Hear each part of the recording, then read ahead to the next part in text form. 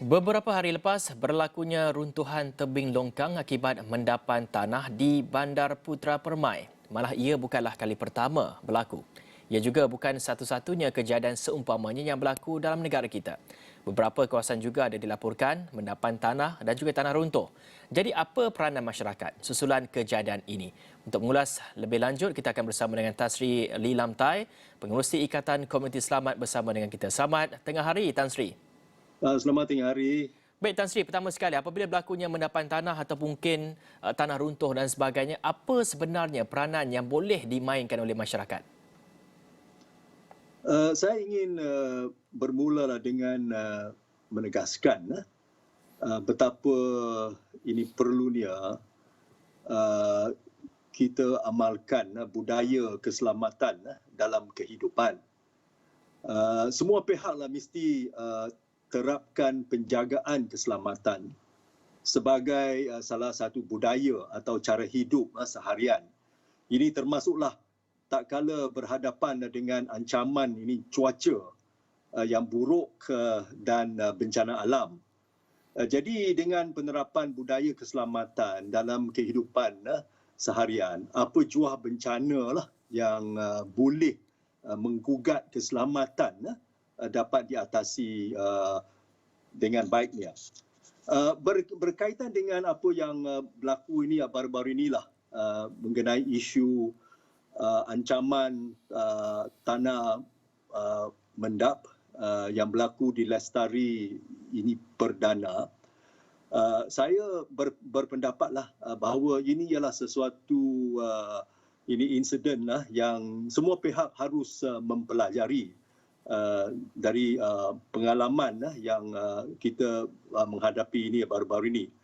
Ini seperti mana yang tadi saya menyatakan, apabila kita menghadapilah ini cuaca ini buruklah, ini seperti hujan lebat, ribut petir, angin kencang dan itu sebagainya. Jadi banyak kawasan mendap berisiko itu tinggi dan bolehlah mengancam itu keselamatan itu kita.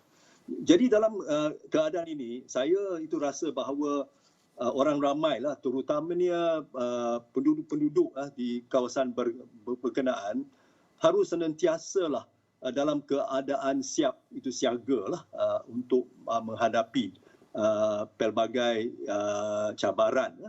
Itu misalnya saya rasa ini sebagai nasihat lah saya nak berikan kepada orang ramai, jangan leka tak kala sedang dalam perayaan dan senantiasa berwaspada dengan cuaca yang tidak itu menentu dan juga harus senantiasa itu peka dengan info ramalan kaji itu cuaca dan juga amaran-amaran berlakunya seperti banjir dan itu sebagainya. Jadi apabila kita sudah dapat ini info melalui ramalan itu kaji cuaca. Jadi kita haruslah dalam keadaan siap itu siaga untuk menghadapilah apa jua itu cabaran. Baik Tan Sri, kalau kita lihat juga mendapan tanah maupun runtuhan tebing dan sebagainya adalah disebabkan oleh kegagalan untuk penambahbaikan pertama dan juga untuk penyelenggaraan yang kerap. Jadi bagaimana pula tugas ini perlu ditanggung oleh pihak-pihak yang berkepentingan, Tan Sri? Ya, dalam menanggani isu dengan ini tanah itu mendap, tidak dinafikan bahawa pihak berkuasa tempatan diperlukan memainkan ini peranan yang itu penting. Yang pertama ni lah saya rasa adalah menjadi tanggungjawablah setiap pihak berkuasa tempatan untuk mengenal pasti semua tempat mendaplah yang boleh menimbulkan masalah tanah runtuh yang mengancamlah keselamatan penduduk.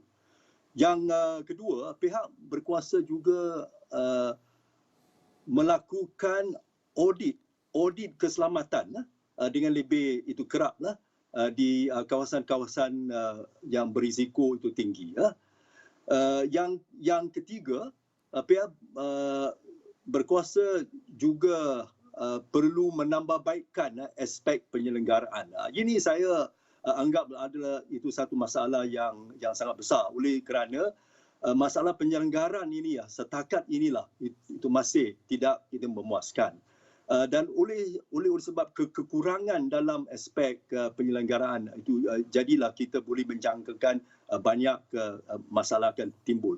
Dan itu akhirnya saya rasa sangat penting ialah bahawa pihak berkuasa juga harus mempelajari dari pengalaman kegagalan pihak berkuasa dalam menangani sesuatu itu insiden seperti mana yang berlaku ini baru-baru ini.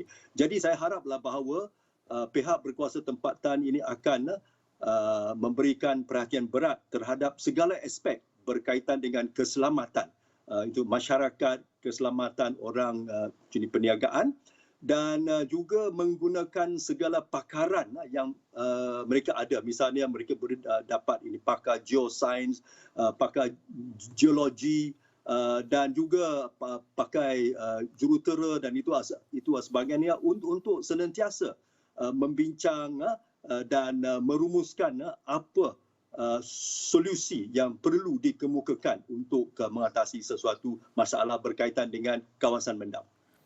Ya, Tan Sri, kalau kita lihat, sebagai contohnya, jika tanah mendap ataupun tanah runtuh itu berlaku di jalan raya sebagai contohnya, sudah pasti JKR adalah pihak yang akan bertanggungjawab dan juga akan menguruskan dari segi untuk memastikan cerun itu dalam keadaan baik dan sebagainya. Namun kalau kita lihat kepada perumahan-perumahan yang dikawal selik oleh pemaju, bagaimana kalau kita nak melihat kepada situasi ini?